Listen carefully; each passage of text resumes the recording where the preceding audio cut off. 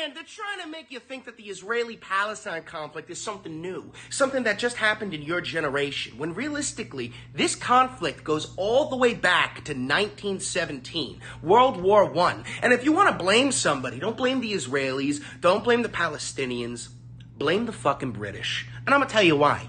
So, we go back to 1917. There's a British Foreign Secretary named Arthur Balfour. And Arthur Balfour writes a letter to Lord Walter Rothschild of the Zionist Federation movement, right? Now, Rothschild is this incredibly wealthy man, right? And he's part of the Zionist movement, which is essentially a movement saying that Jews should have their own home within Israel, right?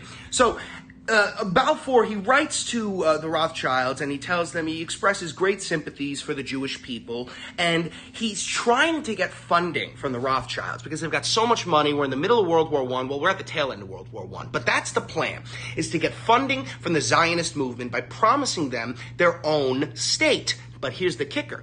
At the same fucking time, the British are involved in two other agreements. One of them is a secret agreement with the Sharif of Mecca, okay, where they told him, they said, hey, listen, if you and your forces rise up against the Ottoman Caliphate, don't forget, during World War I, the Ottoman Empire, they were dogging on bitches. They were winning. They were kicking ass, right? Gallipoli, they kicked the British's fucking ass. So the British approached them and they say, hey, listen, Sharif of Mecca, if you rise up against the Ottoman Caliphate, we will give you your own Arab state within Israel, Palestine, right?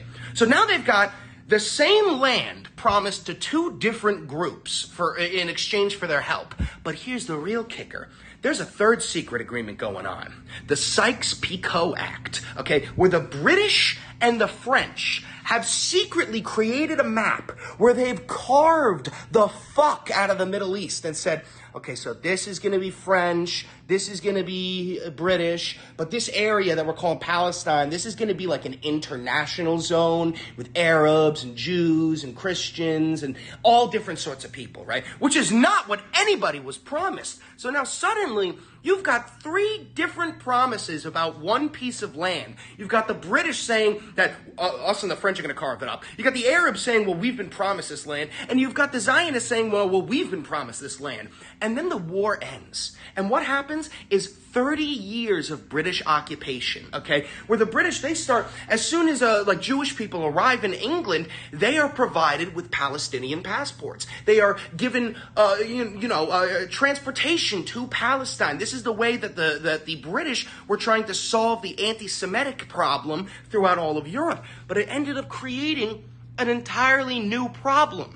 Which you don't even, a lot of people try to blame the Israelis, a lot of people try to blame the Palestinians, but at the core of this problem, blame the British.